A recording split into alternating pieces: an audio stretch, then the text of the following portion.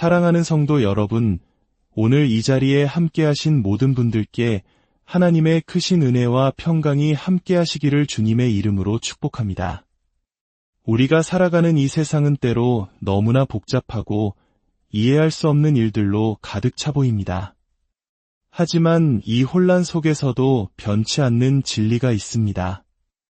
오늘 우리가 함께 나눌 이 말씀이 여러분의 마음에 깊은 울림과 새로운 희망을 주기를 소망합니다. 혹시 이 이야기가 여러분의 영혼의 작은 위로라도 된다면 주저하지 마시고 이 말씀을 다른 이들과 나누어 주십시오. 하나님의 귀한 말씀을 전하는 손길 위에 더 큰 축복이 임할 것입니다.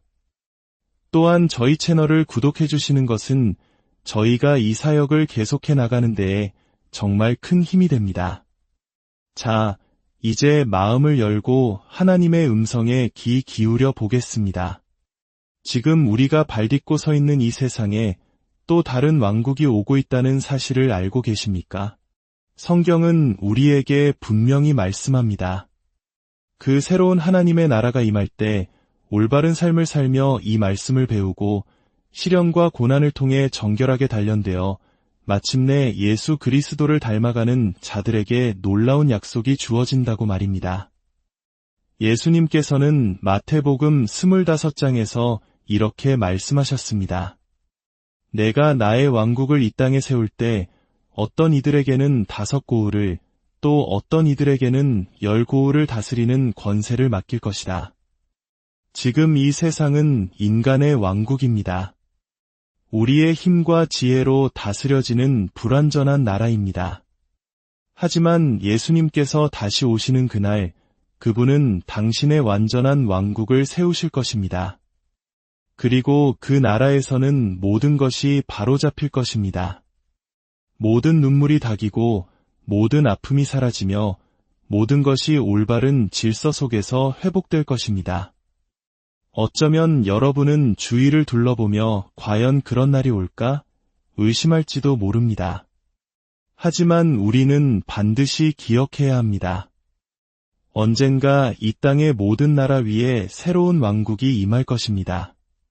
아프리카와 유럽, 아시아의 광활한 대륙 위에 그리고 세계를 움직이는 강대국들과 그들의 모든 권세 위에 하나님의 나라가 설 것입니다. 세상에는 수많은 악한 왕국들이 존재하지만 오직 우리 주 예수 그리스도만이 만왕의 왕이시며 만주의 주가 되십니다. 이 사실을 믿는 모든 분들은 함께 주님을 찬양하며 기뻐합시다. 예수님께서 친히 말씀하셨습니다.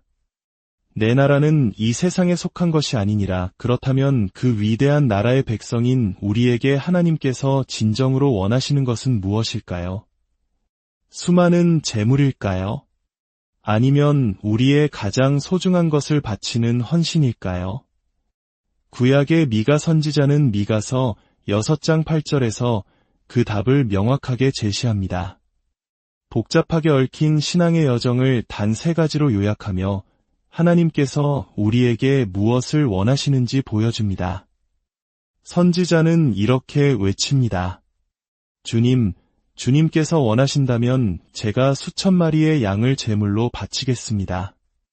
제게 가장 소중한 맏아들이라도 주님의 왕국을 위해 기꺼이 드리겠습니다. 도대체 무엇을 원하십니까?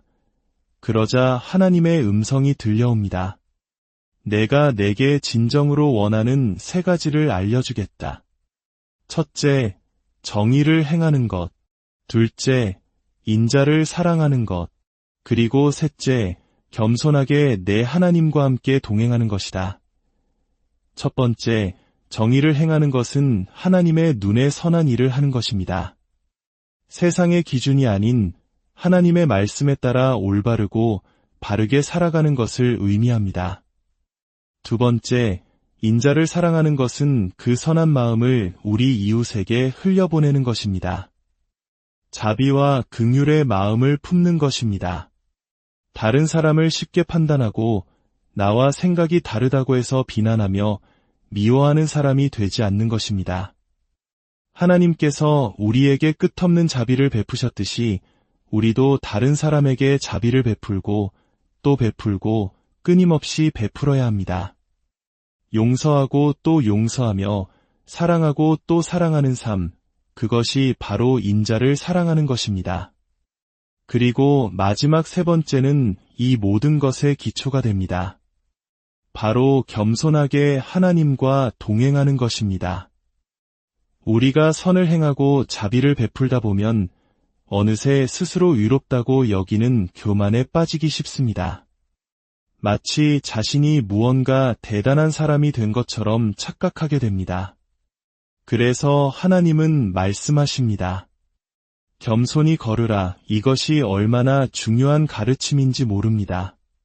하나님 앞에서 겸손히 행하십시오. 당신의 하나님과 함께 겸손히 걸어가십시오. 선을 행하고 자비를 사랑하며 그 모든 과정 속에서 늘 겸손함을 잃지 마십시오.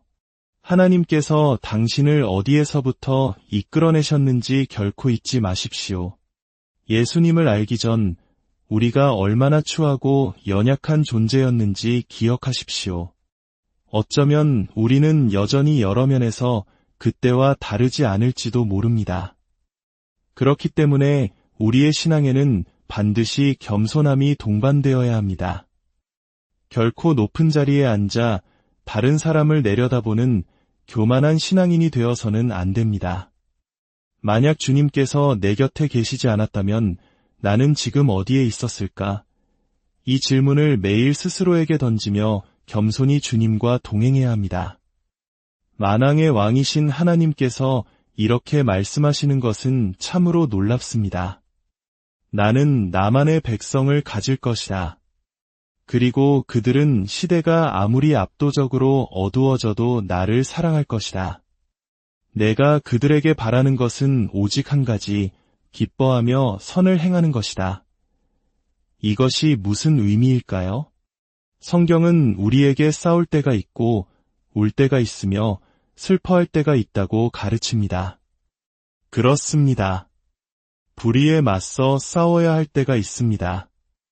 의를 위해 목소리를 높여야 할 때가 있습니다. 죄를 미워해야 할 때가 있습니다. 우리는 사람을 미워해서는 안 되지만 죄는 단호히 미워해야 합니다. 아이들을 학대하는 악랄한 범죄를 미워하고 가정을 파괴하는 이혼을 미워하고 지옥으로 사람들을 끌고 가는 모든 악을 미워하는 의로운 분노가 우리 안에 있어야 합니다. 하지만 성경은 동시에 이렇게 말합니다. 미워할 때가 있다면 사랑할 때도 있다. 인생이라는 시계추는 분노와 슬픔에만 머물러서는 안 됩니다. 다시 사랑과 기쁨으로 돌아와야 합니다. 어쩌면 우리는 세상의 소음에 너무 깊이 빠져 숨쉬는 법을 잊었는지도 모릅니다. 매일같이 들려오는 흉흉한 소식들, 정치적인 다툼, 사회적인 갈등에 온 신경을 곤두세우고 분노하며 혈압을 올립니다. 하지만 우리는 세상을 바꾸는 자리에 있는 사람들이 아닙니다. 텔레비전 앞에서 소리치는 것만으로 세상은 변하지 않습니다. 바로 그때 주님께서 우리에게 말씀하십니다. 이제 그만하고 이로 올라와 숨을 좀 쉬어라. 우리의 임무는 기뻐하고 선을 행하며 사람들을 사랑하고 하나님을 사랑하며 잃어버린 영혼들에게 다가가는 것입니다. 왜냐하면 우리의 하나님은 여전히 하늘 보좌에 앉아 계시기 때문입니다. 그분은 여전히 만왕의 왕이십니다. 기뻐하다라는 말의 의미는 무엇일까요? 목사님, 저는 끔찍한 한 주를 보냈어요. 이 말씀은 저를 위한 것이 아니네요. 라고 생각하는 분이 계시다면 아닙니다. 이 말씀은 바로 당신을 위한 것입니다. 기뻐하다는 것은 즐거운 감정을 느끼는 것, 환희에 차는 것을 의미합니다. 물론 저도 이 자리에 설 때 항상 기쁜 마음인 것은 아닙니다. 하지만 이 말씀을 선포하기 시작하면 말씀이 저를 사로잡습니다. 그리고 깨닫게 됩니다. 하나님은 하나님이시고 나는 내가 아니라는 사실을 말입니다. 모든 것을 내가 통제하려는 교만에서 벗어나는 순간 참된 기쁨이 찾아옵니다. 때로 우리의 예배는 너무나 점잖아지고 차가워졌습니다. 과거에는 예수님이 나를 구원하셨습니다. 라는 한마디 외침에도 온 교회가 떠나갈 듯이 환호하고 기뻐했습니다. 구원의 감격에 춤을 추고 눈물을 흘렸습니다. 이제는 그 뜨거움을 다시 회복해야 합니다. 돌들이 소리 지르기 전에 우리 입술로 먼저 주님을 찬양해야 합니다. 우리가 무엇을 기뻐할 수 있을까요? 바로 당신의 이름이 하늘나라 생명책에 기록되어 있다는 사실을 기뻐하십시오. 하나님께서 당신을 얼마나 먼 길에서부터 인도해 오셨는지를 기억하며 기뻐하십시오. 비록 이번 주에 직장을 잃었을지라도 슬픈 일을 겪었을지라도 하나님은 당신의 하나님이기를 결코 그만두지 않으십니다. 오히려 당신이 고난 중에 있을 때 그분은 더욱 가까이 다가오십니다. 기뻐하십시오. 그리고 또 기뻐하십시오. 우리가 기뻐할 수 있습니까? 그분이 당신을 구원하셨기 때문입니다. 우리의 시선은 적그리스도나 세상의 권력, 썩어질 것들에 고정되어서는 안 됩니다. 우리의 마음과 생각이 세상의 복잡함에 오염되어 가장 단순하고도 이대한 진리로부터 멀어져서는 안 됩니다. 그 진리란 바로 이것입니다. 나는 거듭났고 성령으로 충만하며 더 나은 본향을 향해 나아가고 있다. 사랑하는 성도 여러분, 이제 우리의 눈을 들어 주님을 바라봅시다. 세상의 혼돈 속에서도 기뻐하고 선을 행하며 자비를 사랑하고 겸손히 주님과 동행하는 삶을 살아냅시다. 그것이 이 시대를 살아가는 우리에게 주신 하나님의 가장 분명한 뜻입니다. 여러분의 남은 모든 날들 위해 주님의 기쁨과 평안이 강물처럼 흐르기를 간절히 기도합니다.